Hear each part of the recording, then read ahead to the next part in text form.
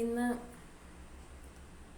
നമ്മൾ ഹനുമാൻ സ്വാമിയുടെ പേരിടൽ ചടങ്ങ് ആണ് ഇന്നത്തെ വിഷയം. നമ്മൾ അവിടെ പറയാൻ ഉദ്ദേശിക്കുന്നത് കഥ, പേരിടൽ ചടങ്ങാണ് ഉദ്ദേശിക്കുന്നത്. അപ്പോൾ നമ്മൾ കഴിഞ്ഞ ദിവസങ്ങളിലായിട്ട് ഭഗവാന്റെ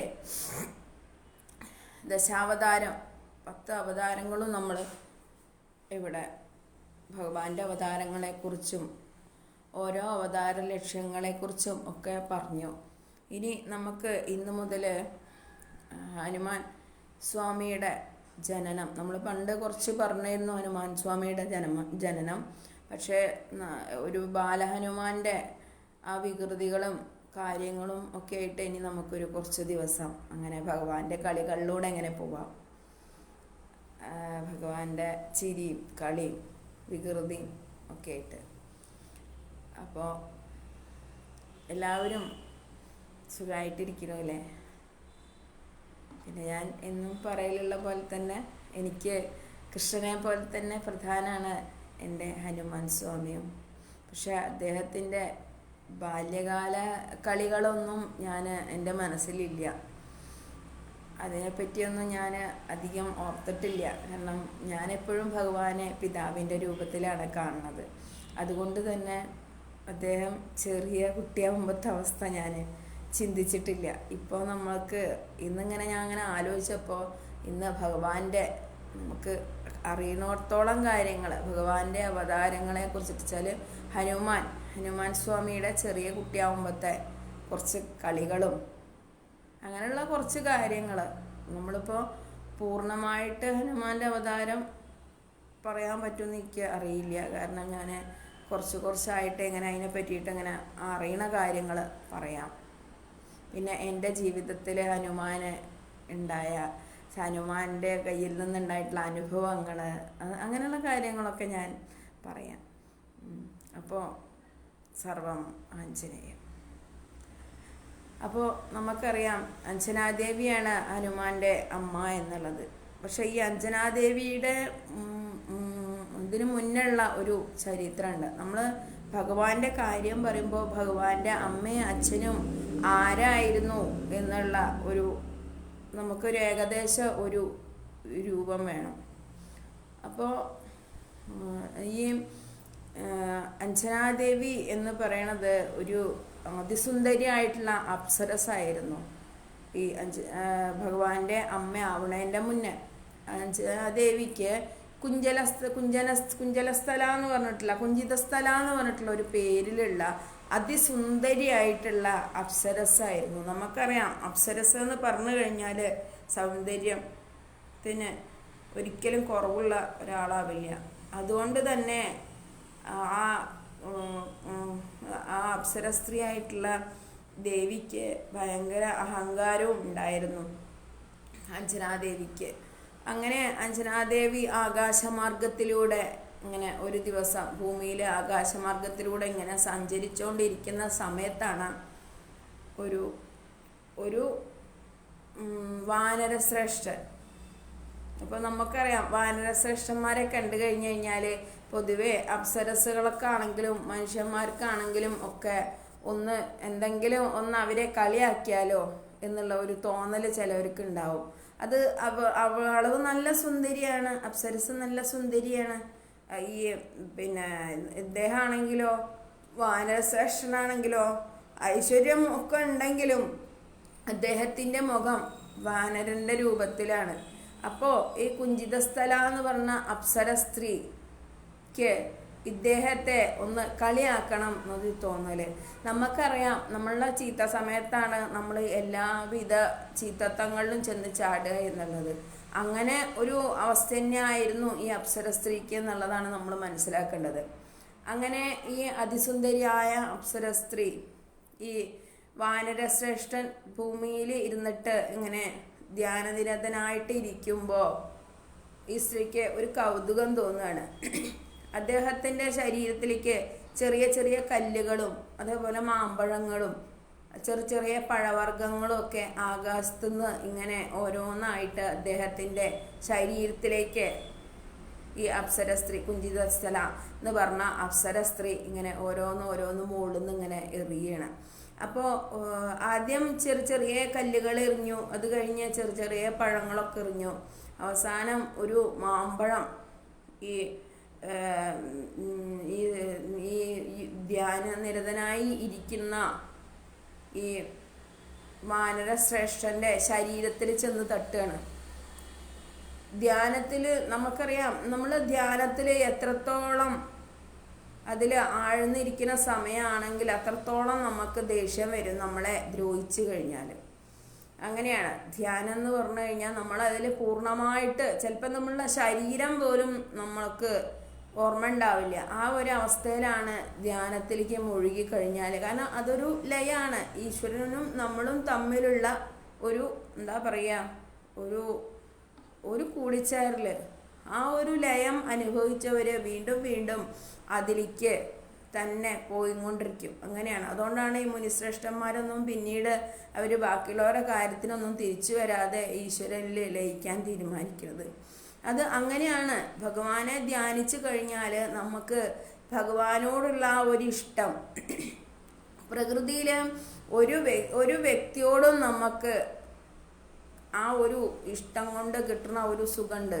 അത് ആരിൽ നിന്നും, പ്രകൃതിയിൽ നിന്ന്, ഒരു ജീവജാലങ്ങളിൽ നിന്നോ മനുഷ്യനിൽ നിന്നോ ഒന്നും നമുക്ക് ആ ഒരു ലയം കിട്ടില്ല.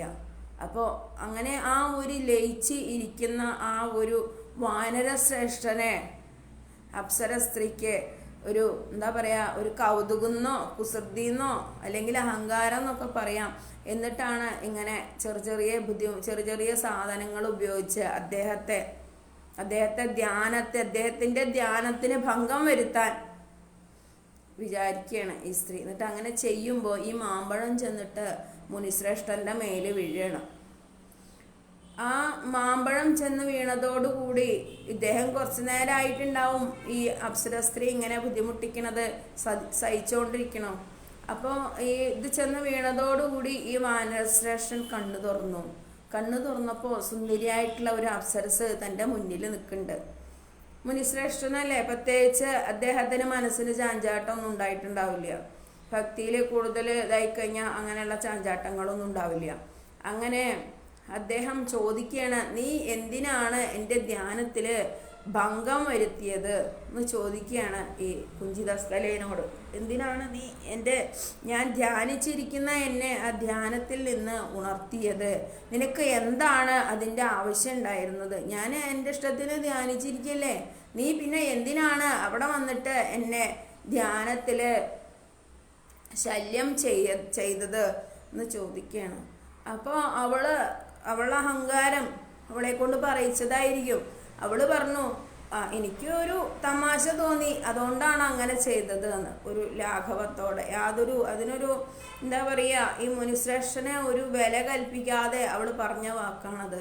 അത് കേട്ടതോടുകൂടി ഈ വാനരശ്രേഷ്ഠന് ദേഷ്യം വരികയാണ്. അദ്ദേഹം പറയാണ്, നീ എന്നെ ഇങ്ങനെ ബുദ്ധിമുട്ടിച്ചില്ലേ, ഞാൻ ഭഗവാനിൽ ലയിച്ചിരിക്കുന്ന ആ സമയത്ത് അതിൽ നിന്ന് ബുദ്ധിമുട്ടിച്ചിട്ട് എൻ്റെ ആ ഒരു ധ്യാനത്തിന് നീ ഭംഗം വരുത്തിയില്ലേ, അതുകൊണ്ട് തന്നെ നീയും ഒരു കുരങ്ങനായിട്ട്, വിരൂപിയായിട്ടുള്ള കുരങ്ങനായിട്ട് ജനിക്കാൻ ഇടവരട്ടെ എന്ന് പറയണം. അപ്പോൾ എന്തായാലും അത് അപ്പോഴാണ് ഈ അപ്സര സ്ത്രീക്ക് തൻ്റെ അഹങ്കാരത്തിൻ്റെ ഫലം ഇങ്ങനെ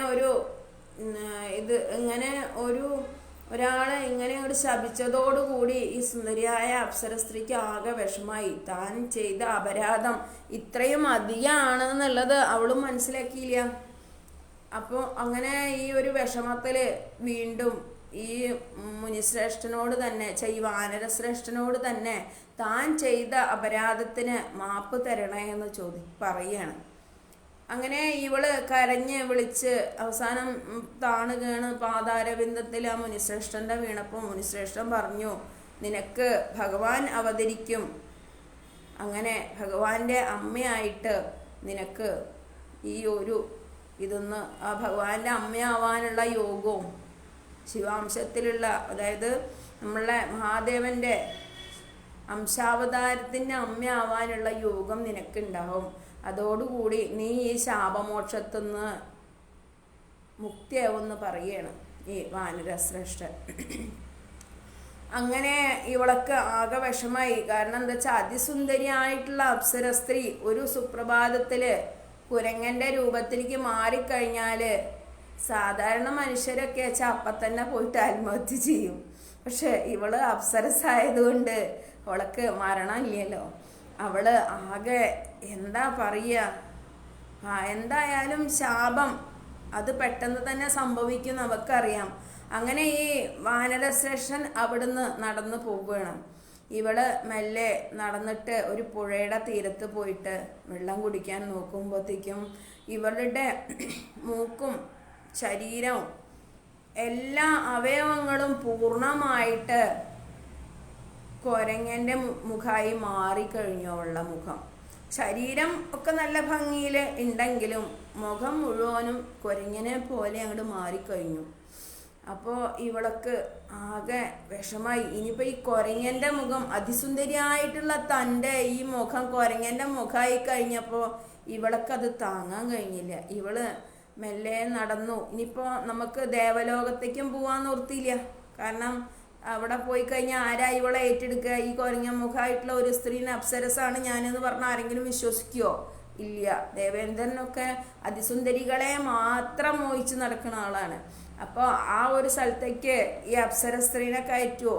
ഇല്ല. അവളൊക്കെ ശരിക്കും പറഞ്ഞു കഴിഞ്ഞാൽ അവളുടെ ആ ഒരു നിലനിൽപ്പന്നെ ഇല്ലാതായി. ശരിക്കും പറഞ്ഞാൽ അവള് അനാഥയായി പോയി എന്നുള്ളതാണ്. കാരണം നമ്മൾക്ക് വീടുള്ളത് കൊണ്ടാണ് നമ്മൾ ആരും അനാഥരാവാത്തത്. വീട്ടിൽ നമുക്ക് വേണ്ടി കാത്തിരിക്കുന്ന ഒരുപാട് ആൾക്കാരെ ഉണ്ട് എന്നുള്ളത് കൊണ്ടാണ് നമ്മൾ ആരും അനാഥരാവാത്തത്. അപ്പം നമ്മൾ അച്ഛനും അമ്മയും അവരവരുടെ കാലം കഴിയുമോ അല്ലെങ്കിൽ കഴിയുമ്പോൾ നമ്മൾ ഒറ്റയ്ക്കാവും എന്ന് വെച്ചിട്ടാണ് നമ്മളെ നിർബന്ധമായിട്ടും വിവാഹാദി കാര്യങ്ങളിലേക്ക് അവർ തള്ളി വിടുന്നത്. അവർ മരിച്ചു പോയാലും നമ്മൾ അനാഥരാവരുത്. നമ്മളുടെ കുടുംബം വീണ്ടും വീണ്ടും അവർക്ക് വേണ്ടി നമ്മൾ കുട്ടികൾക്കും ഭർത്താവിനും വേണ്ടി ജീവിക്കണം എന്നുള്ള ഒരൊറ്റ വിചാരത്തോടല്ലേ രക്ഷിതാക്കൾ നമ്മളെ നിർബന്ധിച്ച് വിവാഹം കഴിപ്പിക്കുന്നത്. അതുപോലെ ഈ അപ്സര സ്ത്രീക്ക് തൻ്റെ ആ ഒരു എന്താ പറയുക, താൻ അനാഥയായി പോയി എന്നുള്ള ആ ഒരു വിശ്വാസമായി. അവിടെ പോയിരുന്നിട്ട് ആ പുഴയുടെ തീരത്ത് പോയിരുന്നിട്ട് ഒരുപാട് കരഞ്ഞു. എന്നിട്ട് വിചാരിക്കുകയും ചെയ്തു, ഈശ്വര എനിക്ക് ഇങ്ങനെ ഒരു ഗതി വന്നല്ലോ. പക്ഷെ അവള് വളരെയധികം മഹാദേവനെ ഭജിക്കുന്ന ഒരാളാണ്. മഹാദേവന്റെ ഭക്തിയായിരുന്നു ഈ കുഞ്ചിതസ്ഥല എന്നുള്ളതാണ്. അപ്പോൾ ഭക്തര് തെറ്റ് ചെയ്താൽ ഭഗവാൻ ക്ഷമിക്കും എന്നുള്ളതാണ്. പക്ഷെ ഇവളുടെ അഹങ്കാരത്തിന് അറുതി വരുത്തണം എന്ന് മഹാദേവനും ചിന്തിച്ചിട്ടുണ്ടാവും. അതുകൊണ്ടാണ് ഇങ്ങനൊരു ശാപം അവക്ക് ഉണ്ടായത്. അങ്ങനെ ഈ കുഞ്ചിതസ്ഥല അങ്ങനെ നടന്ന് പോകുമ്പോൾ ഒരു ആശ്രമം കാണുകയാണ്. ബൃഹസ്പതിയുടെ ഒരു ആശ്രമം കാണുകയാണ്. ആ ആശ്രമത്തിൽ ഒരുപാട് ആളുകളുണ്ട്. അതിൽ വാനരന്മാരും അതേപോലെ മനുഷ്യന്മാരും ഒക്കെ ആയിട്ട് ഒരുപാട് ആളുകൾ ആ ആശ്രമത്തിൽ ബൃഹസ്പതിനെ സേവിച്ചും കൊണ്ട് ആശ്രമത്തിലെ കാര്യങ്ങളൊക്കെ ചെയ്തിട്ട് അങ്ങനെ അവിടെ കഴിയുന്നുണ്ട്. അപ്പം ഇവള് തലയൊക്കെ മൂടി, തൻ്റെ സാരി കൊണ്ട് തലയൊക്കെ മൂടിയിട്ട്, കാരണം അവക്കെന്നെ കാണാൻ വയ്യ അവളുടെ കുരങ്ങൻ്റെ മുഖം. നമ്മൾ ആലോചിച്ച് നോക്കൂ, ഒരു സുപ്രഭാതത്തിൽ നമ്മളെ മുഖം കുരങ്ങൻ്റെ രൂപത്തിലായാൽ പിന്നെ നമ്മൾ എന്ത് ചെയ്യും? അങ്ങനെ അവളെന്നെ അവളുടെ മുഖം കാണാൻ വയ്യാണ്ട് അവൾ വേഗം തല ഒക്കെ അവനവൻ്റെ സാരി കൊണ്ട് മറച്ചിട്ട് മെല്ലെ ഈ ആശ്രമം ബൃഹസ്പതിയുടെ ആശ്രമത്തിലേക്ക് കയറി ചെല്ലുമ്പോൾ ബൃഹസ്പതി വേഗം എന്താ പറയണത് അനുയായികളോട്, ഇതാ ഇവിടെ ഒരു സ്ത്രീരത്നം വന്നിരിക്കുന്നു, അവൾക്ക് വേഗം ഭക്ഷണം കൊടുക്കൂ, അവള് നല്ലോണം വിശന്നിട്ടാണ് വരുന്നത്. അപ്പം നോക്കൂ ആ ബൃഹസ്പതിയുടെ ഒരു മനസ്സ്, അയാള് മുഖമൊന്നുമല്ല നോക്കിയത്, ആ ഒരു വ്യക്തി വിശന്നിട്ടാണ് വരുന്നത് എന്നുള്ള കാര്യം മാത്രമേ അദ്ദേഹം ചിന്തിച്ചുള്ളൂ. അതാണ് അദ്ദേഹത്തിൻ്റെ ആ ഒരു നല്ല മനസ്സ്. അങ്ങനെ അദ്ദേഹം ഈ കുഞ്ചിതസ്ഥല എന്ന് പറഞ്ഞിട്ടുള്ള ഈ അപ്സര സ്ത്രീനെ അങ്ങനെ അവരുടെ കൂടെ അങ്ങോട്ട് ആശ്രമത്തിലേക്ക് ചേർക്കുകയാണ്. അപ്പോൾ ഈ അപ്സര സ്ത്രീ ആവുകൊണ്ട് ഇവൾക്ക് ഒരുപാട് കഴിവുകളും ഉണ്ട്, നല്ല ബുദ്ധിമതിയാണ് ഇവള്. സാധാരണ മനുഷ്യരെക്കാളും ഒരുപാട് കഴിവുകളുള്ള വ്യക്തിയാണ് ഈ കുഞ്ചിതസ്ഥല. അപ്പോൾ അങ്ങനെ ബൃഹസ്പതിയുടെ ആശ്രമത്തിൽ ചെന്നപ്പോൾ പിന്നെ അവിടുത്തെ ആളുകൾ ചോദിക്കണം, നിന്റെ പേരെന്താ, നീ എന്താ ഇങ്ങനെ ഒരു രൂപത്തിലായത് എന്ന് ചോദിച്ചപ്പോൾ അവള് ഒന്നും മിണ്ടിയില്ല. കാരണം ആകെക്കൂടി അവള് സങ്കടത്തിലാണ്. അവസാനം അവള് മനസ്സിൽ വിചാരിക്കുകയാണ്, അല്ല ഞാൻ ഈ കുഞ്ചിതസ്ഥനാന്ന് പറഞ്ഞു കഴിഞ്ഞാൽ അപ്സരസാണെന്നൊക്കെ പറഞ്ഞു കഴിഞ്ഞാൽ ആരാ ഇപ്പോൾ വിശ്വസിക്കുക തന്നെ? കാരണം എൻ്റെ മുഖം കുരങ്ങനെ പോലെയല്ലേ, പിന്നെ ആരാ വിശ്വസിക്കുക? അതുകൊണ്ട് നമുക്ക് ഈ പേര് മാറ്റിയിട്ട് അഞ്ജന എന്ന് പറയാം. ഇതൊക്കെ അവള് മഹാദേവനോട് ഇങ്ങനെ മനസ്സിൽ ആലോചിച്ചിട്ട് പറയുന്ന കാര്യം. ഞാൻ പറഞ്ഞേ മഹാദേവന്റെ ഭക്തിയായിരുന്നു അവള്. അപ്പോൾ അങ്ങനെ മനസ്സിൽ വിചാരിച്ചിട്ട് അവളങ്ങനെ അഞ്ജന എന്നാണ് തൻ്റെ പേര് എന്ന് പറയുകയാണ് ആ ആശ്രമത്തിൽ. അങ്ങനെ ഈ ആശ്രമത്തിൽ അവള് എല്ലാവർക്കും അവളെ വലിയ ഇഷ്ടമായി. കാരണം ആശ്രമത്തിലെ എല്ലാ ജോലികളും ചെയ്യും, എല്ലാവരെയും സഹായിക്കും. നല്ല സ്വഭാവമാണ് ഈ കുഞ്ചിതസ്ഥലയ്ക്ക്. പക്ഷെ എന്താന്ന് വെച്ചാൽ എന്തോ ഒരു സമയദോഷം അത്രേ പറയാൻ പറ്റുള്ളൂ. അങ്ങനെ ഈ ആശ്രമത്തിൽ സഹായിക്കാൻ എല്ലാവരെയും ഒപ്പം എല്ലാവരുടെ കൂടെയും വയസ്സായവരാണെങ്കിലും ചെറുപ്പക്കാരാണെങ്കിലും കുട്ടികളാണെങ്കിലും ഒക്കെ ഇവള് വളരെയധികം ആ ആശ്രമവാസികളെ സ്നേഹിച്ചിട്ട് ആ ഒരു ആശ്രമ ജീവിതം അങ്ങനെ കൊണ്ടു നടക്കുകയാണ്. അപ്പോൾ ആ ഇടയ്ക്ക് ഒരു രാക്ഷസൻ സാംബസുതൻ എന്ന് പറഞ്ഞിട്ടുള്ള ഒരു രാക്ഷസൻ ഇടയ്ക്ക് ആ ഗ്രാമങ്ങളിലും ആശ്രമങ്ങളിലൊക്കെ വന്നിട്ട് ഒരുപാട് ദ്രോഹം ഇവർക്കൊക്കെ ചെയ്യണ്ടായിരുന്നു. ഇടയ്ക്കിടയ്ക്ക് ഈ സാംബസുതൻ എന്ന് പറഞ്ഞ അസുരൻ ആശ്രമത്തിലേക്ക് കയറി വരികയാണ്. എന്നിട്ട് ഈ ആശ്രമത്തിൽ ഇവര് യാഗം നടക്കുന്നതും അങ്ങനെ പൂജകളും ഒക്കെ അലങ്കോലമാക്കിയിട്ട് ഇവരെ എല്ലാവരെയും, അതുപോലെ ഗ്രാമവാസികളായ സ്ത്രീകളെ മുഴുവൻ ദ്രോഹിച്ചിട്ടും പുരുഷന്മാരെ അടിമകളാക്കിയിട്ടും അങ്ങനെ ഈ സാംബസുതൻ എന്ന് പറഞ്ഞിട്ടുള്ള ഈ അസുരൻ ഇടയ്ക്കിടയ്ക്ക് ഗ്രാമങ്ങളിൽ വന്നിട്ട് ഇവരെ മുഴുവനും ബുദ്ധിമുട്ടിക്കുന്നത് ഇവളിങ്ങനെ കാണുകയാണ് ഈ അഞ്ജന. അപ്പോൾ ഇവള് വിചാരിക്കുകയാണ്, എനിക്ക് ഇങ്ങനെ ഞാൻ ആരാ എന്താ ഒന്നും അറിയാതെ എനിക്കൊരു അഭയം തന്ന ഈ ആശ്രമത്തിലെ ജനങ്ങളെ ഇങ്ങനെ ബുദ്ധിമുട്ടിക്കുന്ന ഈ രാക്ഷസനെ എന്ത് തന്നെയായാലും വക വരുത്തിയേ പറ്റുള്ളൂ എന്ന് ഇവള് മനസ്സിൽ കണക്കൂട്ടാൻ തുടങ്ങി. അത് കുറച്ച് ദിവസങ്ങളായിട്ട് ഇവള് അതിനു വേണ്ടിയിട്ട് എല്ലാ സ്ഥലങ്ങളിലും പോയിട്ട് ആയുധങ്ങൾ മുഴുവനും അവള് നമ്മൾ ആയുധത്തിൻ്റെ ഒരു വലിയ ഒരു അളവിലുള്ള ആയുധങ്ങൾ അവൾ ഓരോരോ സ്ഥലത്ത് പോയിട്ട് സംഘടിപ്പിച്ച് കൊണ്ടുവന്ന് ആശ്രമത്തിൻ്റെ ഒരു ഭാഗത്ത് ഒതുക്കി വെച്ചു. ഇത് ബാക്കിയുള്ളവർക്കൊന്നും അറിയില്ല, ഈ അസുരനും അറിയില്ല. അവൾക്ക് അറിയണ പോലെയുള്ള എല്ലായിടത്തും ചെന്നിട്ടും ഓരോരോ ആയുധങ്ങൾ ഒക്കെ ആയിട്ട് അവൾ തന്നെ ഒരുപാട് ആയുധങ്ങൾ സൂക്ഷിച്ച് റെഡിയാക്കി വെച്ചു. ഇനി ഇവൻ വരുമ്പോൾ ഇവന് എങ്ങനെ ആയാലും മരണത്തിനിരയാക്കണം എന്നുള്ള ആ ഒരു ഉദ്ദേശത്തിൽ. അപ്പോൾ ഈ ആയുധങ്ങൾ സ്വരൂപിക്കുന്നതിൻ്റെ മുന്നേ പലവട്ടം ഇയാൾ വരുമ്പോൾ ഒരു രാജാവുണ്ട്. ആ രാജ്യത്തെ രാജാവായിരുന്നു കേസരി നന്ദനൻ എന്ന് പറഞ്ഞ ഒരു രാജാവുണ്ടായിരുന്നു. ആ രാജാവാണ് എപ്പോഴും ഈ അസുരനായിട്ട് ഏറ്റുമുട്ടുക. കാരണം ആ രാജാവിനാണല്ലോ അസുരന്മാർ ആ രാജ്യത്ത് വന്നാൽ ഏറ്റുമുട്ടേണ്ടി വരിക. പക്ഷെ രാജാവ് തൽക്കാലം അയാളെ പറഞ്ഞയക്കാൻ കഴിയുമെന്നല്ലാണ്ട് രാജാവിന് അദ്ദേഹത്തെ കൊല്ലാൻ സാധിച്ചിരുന്നില്ല. അതും ഈ അഞ്ജനാദേവി കാണുന്നുണ്ട്. അപ്പം എന്തായാലും അവള് വിചാരിക്കുകയാണ്, ഈ സാംബസുതൻ എന്ന് പറഞ്ഞ അസുരനിൽ നിന്ന് എന്തായാലും എന്നെ സംരക്ഷിച്ചു തരുന്ന ഈ ആശ്രമത്തെയും ഇവിടുത്തെ ജനങ്ങളെയും രക്ഷിക്കണം എന്ന് തീരുമാനമെടുക്കണം. അങ്ങനെ ഒരു പ്രാവശ്യം സാംബസുതൻ തൻ്റെ സൈന്യങ്ങളോടൊക്കെ കൂടി വരുന്ന സമയത്ത് ഇവള് മനസ്സിലാക്കി വെക്കുകയാണ്, ഈ സാംബസുതനെ എങ്ങനെ വകവരുത്താം. നമുക്കറിയാം ഓരോരുത്തരെയും ഓരോരോ ഭാഗം, അല്ലെങ്കിൽ ഒരാൾ മരിക്കണമെങ്കിൽ അയാൾക്ക് ഇന്ന ആളെ കൊണ്ടുള്ള മരണം ഉണ്ടാവുമെന്ന് ഒന്നെങ്കിൽ എഴുതി വച്ചിട്ടുണ്ടാവും. ഇപ്പോൾ നമ്മൾ മഹാഭാരത യുദ്ധത്തിൽ ഞാനൊരു ഭാഗം പറയാട്ടോ, ഈ കഥ അവിടെ നിൽക്കട്ടെ. ആ യുദ്ധത്തിൽ ദുര്യോധനൻ്റെ അമ്മ ഗാന്ധാരി ഈ മഹാഭാരത യുദ്ധത്തിൻ്റെ തുടങ്ങുന്നതിൻ്റെ മുന്നേ അമ്മ പറയാണ്, എന്തായാലും ഗാന്ധാരിക്ക് അറിയാം ദുര്യോധനാദികൾ എല്ലാവരും മരിക്കും എന്നുള്ളത് അറിയാം. അപ്പോൾ ഗാന്ധാരി പറയാണ് ദുര്യോധനോട്, നീ ഗാന്ധാരിക്ക് പാതിവൃത്യം, ഭയങ്കര പാതിവൃത്യമുള്ള സ്ത്രീയാണ്. പിന്നെ മാത്രമല്ല ആ കണ്ണിന് കൂടുതൽ ചൈതന്യമുള്ള സ്ത്രീയാണ്, ശക്തി ഉള്ള സ്ത്രീയാണ്. ഒരാൾക്ക് ഒരു ശരീരം ഒരു ഇരുമ്പ് സമാനമാക്കാൻ ഈ കണ്ണ് തുറന്നിട്ട് അയാളെ ദർശിച്ചാൽ മതി ഈ ഗാന്ധാരി. അത്ര കണ്ണിന് കഴിവുള്ള സ്ത്രീയാണ് ഈ ഗാന്ധാരി. അപ്പോൾ ഈ ദുര്യോധനോട് പറയണം, മകനോട് പറയണം, നീ എന്തായാലും യുദ്ധത്തിൽ നിനക്ക് ജയിക്കാൻ ബുദ്ധിമുട്ടാണ്, എന്തായാലും ഞാൻ നിനക്ക് ഒരു ഇത് തരാം. എൻ്റെ കണ്ണിന് അത്രയും ശക്തിയുണ്ട്, പാതിവൃത്യ ശക്തി കൊണ്ടായിരിക്കാം ആ കണ്ണിൻ്റെ ആ കണ്ണൻ, നമ്മൾ ആ സ്ത്രീ കണ്ണുകൊണ്ട് നോക്കണ ഭാഗം മുഴുവനും ഇരുമ്പ് സമാനമാവും എന്നുള്ളതാണ് ആ സ്ത്രീയുടെ ആ കണ്ണിൻ്റെ ശക്തി, പവർ. അങ്ങനെ ഈ സ്ത്രീ പറയണം, നീ നഗ്നനായിട്ട് എൻ്റെ മുന്നിൽ വരണം. മകനല്ലേ ദുര്യോധനൻ, അപ്പോൾ ദുര്യോധനൻ വലിയ ആളാണ്, ചെറിയ കുട്ടിയല്ലല്ലോ. അപ്പോൾ നഗ്നനായിട്ട് എൻ്റെ മുന്നിൽ വന്നു കഴിഞ്ഞാൽ എൻ്റെ ഈ പാതിവൃത്യ ശക്തി നിനക്ക് നിൻ്റെ ശരീരത്തിലേക്ക് ഞാൻ ഈ പാതിവൃത്യ ശക്തി നിൻ്റെ ശരീരത്തിലേക്ക് ലയിപ്പിച്ച് തരാം എന്ന് പറയണം ദുര്യോധനോട്.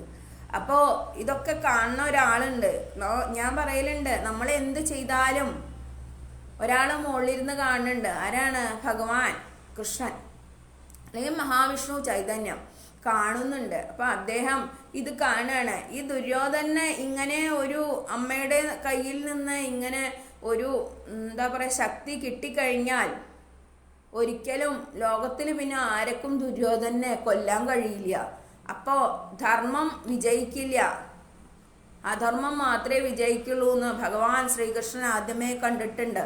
അപ്പോൾ ശ്രീകൃഷ്ണൻ ഭയങ്കര വിളവനാണല്ലോ, കുട്ടിയാവുമ്പോഴും അതെ വലിയ ആളാവുമ്പോഴും അതെ ഭയങ്കര വിളവനാണ്. എല്ലാ കാര്യത്തിനും അദ്ദേഹത്തിന് ഒരു പ്രത്യേക കഴിവാണ്. അത് കള്ളത്തരങ്ങളിലൂടെ ആണെങ്കിലും നല്ല കാര്യങ്ങളിലൂടെ ആണെങ്കിലും ഒക്കെ അദ്ദേഹം അങ്ങനെയാണ്. അപ്പോൾ എന്താന്ന് വെച്ചാൽ ധർമ്മം നിലനിർത്താൻ വേണ്ടിയിട്ട് അദ്ദേഹം ഏതറ്റം വരെയും പോവാൻ മടിക്കാത്ത വ്യക്തിയാണ്. അപ്പോൾ ഈ ദുര്യോധനൻ യുദ്ധത്തിൽ ജയിച്ചു കഴിഞ്ഞാൽ, അല്ലെങ്കിൽ ദുര്യോധന അമ്മയുടെ കയ്യിൽ നിന്ന് ഇങ്ങനെ ഒരു അനുഗ്രഹം കിട്ടിക്കഴിഞ്ഞാൽ ഒരു ശക്തിക്കും ദുര്യോധനെ കൊല്ലാൻ കഴിയില്ല എന്ന് ഭഗവാൻ അറിയാം. ഭഗവാൻ അപ്പോൾ ദുര്യോധനൻ നഗ്നനായിട്ട് അപ്പോൾ പറയണ, ഈ ഗാന്ധാരി പറയണ, രാത്രി ഇങ്ങോട്ട് വന്നാൽ മതി, അപ്പം ആരും കാണില്ല. നീ നഗ്നനായിട്ട് രാത്രി വന്നു കഴിഞ്ഞാൽ ആരും അമ്മയും കാണില്ലല്ലോ. പക്ഷെ അമ്മയുടെ ചൈതന്യം അതുകൊണ്ട് അമ്മയ്ക്ക് കാണാൻ, വേറെ ആർക്കും കാണാൻ കഴിയില്ല. അപ്പം നീ രാത്രി നഗ്നനായിട്ട് എൻ്റെ മുന്നിൽ നഗ്നനായി നിന്ന് കഴിഞ്ഞാൽ എൻ്റെ ഈ കണ്ണിൻ്റെ ഈ ശക്തി നിനക്ക് തരാം എന്ന് പറയാണ്. അങ്ങനെ ദുര്യോധനൻ അമ്മയുടെ വാക്ക് കേട്ടിട്ട് ദുര്യോധനൻ്റെ റൂമിൽ നിന്ന് ഇറങ്ങുകയാണ്. രാത്രി ഇറങ്ങണ ആ ഒരു സമയത്ത് എല്ലാവരും ഒരു സ്ഥലത്ത് തന്നെയാണല്ലോ താമസിച്ചിരുന്നത്. അപ്പോൾ ശ്രീകൃഷ്ണൻ പെട്ടെന്ന് മുന്നിൽ വന്ന് പ്രത്യക്ഷപ്പെടുകയാണ്. എന്നിട്ട് ആ ഭഗവാൻ കൃഷ്ണൻ ദുര്യോധനെ കളിയാക്കുകയാണ്. അയ്യേ, നീ എന്താണ് ജനിച്ച രൂപത്തിൽ നടന്നു പോണത്, നിനക്ക് നാണല്ലേ എന്ന് ചോദിക്കണം. അപ്പോൾ നോക്കൂ, കള്ളത്തരം, അപ്പോഴും അദ്ദേഹത്തിൻ്റെ കള്ളത്തരാണ്. ഒരാൾ നമ്മളെ കളിയാക്കി കഴിഞ്ഞാൽ നമ്മുടെ മനസ്സ് ശരിക്കും നമുക്ക് മാറും. ഇപ്പം നമ്മൾ ഒരു യുദ്ധതന്ത്രം എന്ന് പറഞ്ഞു കഴിഞ്ഞാൽ ഒരു യുദ്ധത്തിന് ആ സൈന്യത്തിന് നമ്മൾ നിലംപരിശാക്കി ഏതെങ്കിലും വിധത്തിൽ മാനസികമായിട്ട് ആ ഒരു രാജ്യത്തെ രാജാവിനെയും സൈന്യത്തിനെയും ജയിക്കില്ല എന്ന് മാനസികമായി തോന്നിച്ചു കഴിഞ്ഞാൽ ആ യുദ്ധം പരാജയമാണ്, ഒരു യുദ്ധതന്ത്രമാണ്. അതുപോലെ തന്നെ കൃഷ്ണൻ പറയണ, നിനക്ക് നാണല്ലേ ഇത്ര പോത്തുപോലെ വലിപ്പം വെച്ചിട്ട് നിന്റെ അമ്മയുടെ മുന്നിൽ ജനിച്ച പോലെ നിൽക്കാൻ? നീ ചെറിയ കുട്ടിയാവുമ്പോൾ ശരി, അത് എല്ലാവരും ഉണ്ട്. ഇത്രയും വലുതായി വിവാഹാദി കാര്യം കഴിഞ്ഞിട്ട് നീ ഇങ്ങനെ അമ്മയുടെ മുന്നിൽ ഒരു സാധനങ്ങളും ഇല്ലാണ്ട് നിൽക്കാൻ നിനക്ക് ലജ്ജയില്ലേ? നീ ഒരു മനുഷ്യനാണോ? മൃഗമൊന്നല്ലല്ലോ, നീ മനുഷ്യനല്ലേ, നിനക്ക് നാണുണ്ടോ? അങ്ങനെ എങ്ങനെയെന്ന് ചോദിച്ചിട്ട് ദുര്യോധനനെ ആകെ അങ്ങോട്ട് എന്താ പറയുക, നമ്മൾ പറയും മലയാള ഭാഷയിൽ ഊരി എന്ന് പറയില്ലേ, മൊത്തം ഏകദേശം അദ്ദേഹത്തെ അങ്ങോട്ട് കളിയാക്കിയിട്ട് നാണം അങ്ങോട്ട് കെടുത്തി. അതോടുകൂടി ദുര്യോധനൻ, നൂലുബന്ധമില്ലാത്ത ദുര്യോധനൻ എന്ത് ചെയ്തു? അത്യാവശ്യം വലിപ്പമുള്ള ഒരു ഷെഡ് ഇട്ടു. സത്യാവസ്ഥ നമ്മൾ കാണണം. നമ്മുടെ അടുത്ത് യാതൊരു വസ്ത്രവും ഇല്ലാണ്ട് നടന്നു പോരുകയാണ്. കൊട്ടാരത്തിൽ നിന്ന് അങ്ങേ റൂമിൽ നിന്ന് ഇങ്ങേ റൂമിലേക്ക് ഒരു മുത്തം മനിയൻ. ഇപ്പോൾ കൃഷ്ണൻ ഇപ്പുറത്ത് നിന്നിട്ട് മൂക്കത്ത് ഇങ്ങനെ വിരൽ വെച്ചിട്ട് കളിയാക്കണം. നിനക്ക് നാണല്ലേ? നിന്റെ അമ്മ നീ ഇത്ര വലുതായിട്ട് നമ്മുടെ മുന്നിൽ ഇങ്ങനെ വൃത്തികേടായി നിൽക്കുന്നത് ശരിയാണോ എന്ന് വെച്ച് കളിയാക്കിയപ്പോൾ ദുര്യോധനും ഒരു തന്ത്രമാണ് ഭഗവാന്റെ. ദുര്യോധനൻ നാണക്കടായി. വേഗം ദുര്യോധനൻ ചെറിയ ഒരു മുണ്ടെടുത്തിട്ട് ആ ഒരു ഭാഗം മാത്രം മറച്ചു. അതായത് നമ്മൾ പറയും കോണകം എടുത്തിട്ട് ആ ഒരു ഭാഗം മാത്രം മറച്ചു എന്നാണ് പറഞ്ഞത്.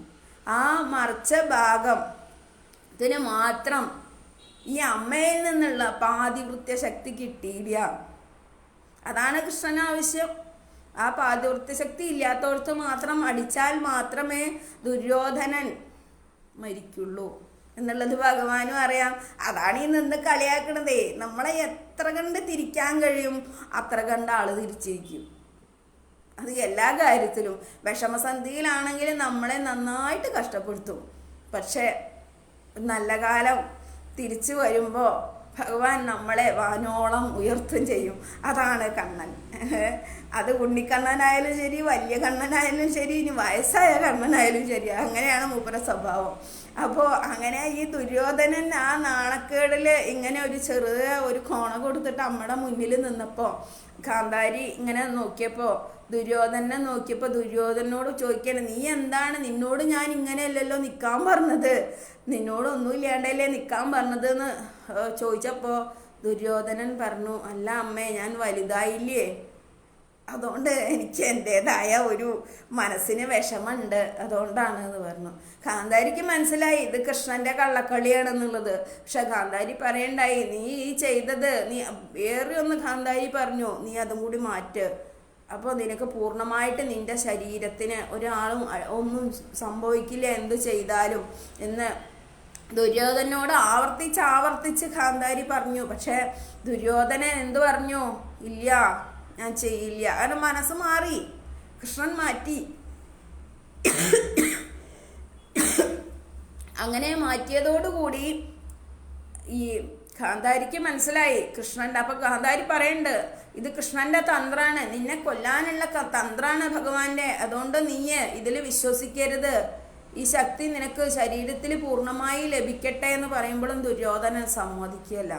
അങ്ങനെ കാന്താരി മനസ്സോട് കൂടിയിട്ട് കണ്ണ് വീണ്ടും ഇതേപോലെ തന്നെ കെട്ടുകയാണ്. അപ്പോൾ അങ്ങനെ ആ ഒരു ഭാഗം മാത്രമാണ് ദുര്യോധനെ കൊല്ലാൻ മർമ്മമായിട്ടുള്ളത് എന്നാണ് പറയുന്നത്.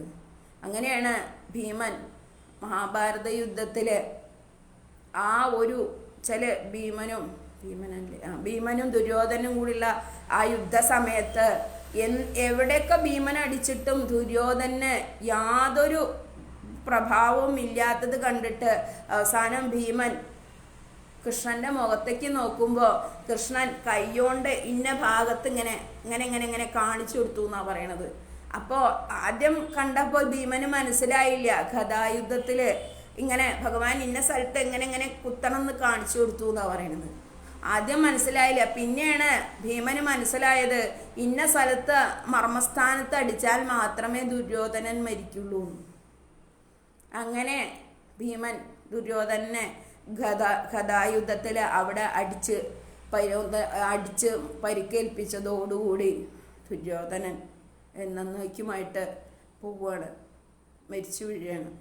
അപ്പോൾ എന്താ പറയണത്? ഇപ്പം ഈ കുഞ്ചിതസ്ഥലയുടെ കാര്യം പറഞ്ഞ തന്നെയാണ്. അപ്പം ഈ സാംബസുതൻ എന്നുള്ള അസുരന് മരിക്കണമെങ്കിൽ അദ്ദേഹത്തിൻ്റെ രക്തം പുരണ്ട അമ്പുകൊണ്ട് അദ്ദേഹത്തെ എയ്യണം, അല്ലെങ്കിൽ അദ്ദേഹത്തിന് കൊള്ളണം, അമ്പ് ഇത് കൊള്ളിക്കണം. ഇത് കുഞ്ചിതസ്ഥല മനസ്സിലാക്കി ആശ്രമത്തിലുള്ള മുനിമാരോട് ചോദിച്ചിട്ട് അവൾ മനസ്സിലാക്കുകയാണ്. എല്ലാവർക്കും ഒരു ഫാൾട്ട് അല്ലെങ്കിൽ ഒരു മരണത്തിനൊരു കാരണം ഉണ്ടായിരിക്കും. അപ്പോൾ അങ്ങനെ ഇത് മനസ്സിലാക്കി വെച്ചിട്ടുണ്ട് അവള്. അപ്പോൾ ഞാൻ പറഞ്ഞു അവള് ബുദ്ധിമതിയാണ്, കൂടുതൽ കാര്യങ്ങൾ ചെയ്യാനുള്ള കഴിവുണ്ട്, അപ്സരസല്ലേ. അപ്പോൾ അവള് ഒരുപാട് ആയുധങ്ങൾ സൂക്ഷിച്ചു വെച്ചിട്ടുണ്ടല്ലോ. അങ്ങനെ ഒരു പ്രാവശ്യം ഈ സാംബസുതൻ എന്ന് പറഞ്ഞിട്ടുള്ള അസുരൻ വന്ന് യുദ്ധം ചെയ്യാൻ തുടങ്ങുമ്പോൾ കേസരി നന്ദൻ രാജാവും കൂടി രണ്ടാളും കൂടി യുദ്ധം ചെയ്യുമ്പോൾ ഇവളെന്ത് ചെയ്തു? മറിഞ്ഞു നിന്നിട്ട് അമ്പ് ചെയ്യാണ്.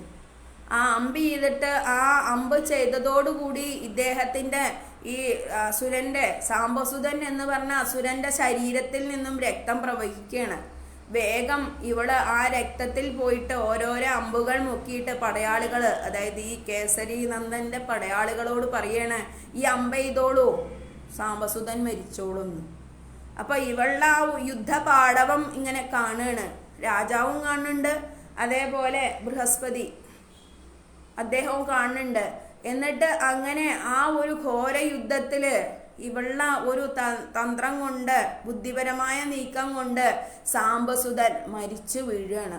അതോടുകൂടി കേസരി രാജാവിന് ഇതിൽ പരം ഒരു ആനന്ദം ഇല്ല. കാരണം എത്രയോ പ്രാവശ്യം ഇദ്ദേഹത്തെ കൊല്ലാൻ നോക്കിയിട്ട് സാധിച്ചില്ല. പക്ഷെ ഈ ഒരൊറ്റ ഈ അഞ്ജനയുടെ കഴിവുകൊണ്ട് ആ അസുരൻ മരിച്ചു വീഴുകയാണ്. അങ്ങനെ ആ കൊട്ടാരത്തിൽ ഒരു ആഘോഷമായി, രാജ്യത്ത് തന്നെ ആഘോഷമായി. കാരണം ഈ ഒരു അസുരനെ കൊണ്ട് പൊറുതി മുട്ടാണ് നാട്ടിലെ ജനങ്ങളും, അവരുടെ കൃഷി, അതേപോലെ അവരുടെ കന്നുകാലികൾ, അങ്ങനെയുള്ള എല്ലാ ജീവികളെയും ഇയാൾ നശിപ്പിക്കും. അങ്ങനെയാണ്, സ്ത്രീകൾക്കൊന്നും സ്വൈര്യം കൊടുക്കില്ല, പുരുഷന്മാരെ മുഴുവൻ അടിമകളാക്കും. അങ്ങനെ ഒരു അവസ്ഥയിൽ നിന്ന് ആ ഗ്രാമത്തെ തന്നെ രക്ഷിച്ച ഈ അഞ്ജനയോട് ചോദിക്കുകയാണ് ഒരു മുനി, നിനക്ക് കേസരി രാജാവിനെ വിവാഹം കഴിക്കാൻ നിനക്ക് ഇഷ്ടമാണോ എന്ന് ചോദിക്കുകയാണ് ഈ അഞ്ജനയോട്.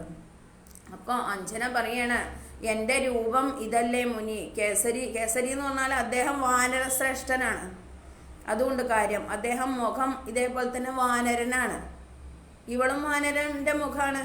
അപ്പോൾ ഇവള് പറയണ, എന്നെ കാണാൻ ഭംഗിയൊന്നുമില്ലല്ലോ, അതുകൊണ്ട് എന്നെ ഇഷ്ടമാണെങ്കിൽ എനിക്ക് താല്പര്യമാണ് എന്ന് പറയണ. അങ്ങനെ കേസരി രാജാവ് ഇത് പറഞ്ഞതോടുകൂടി, കേസരിനോട് ഈ മുനി ഇത് പറഞ്ഞതോടുകൂടി രാജാവ് പറയാണ്, എനിക്ക് അവളെ ഇഷ്ടമാണ്.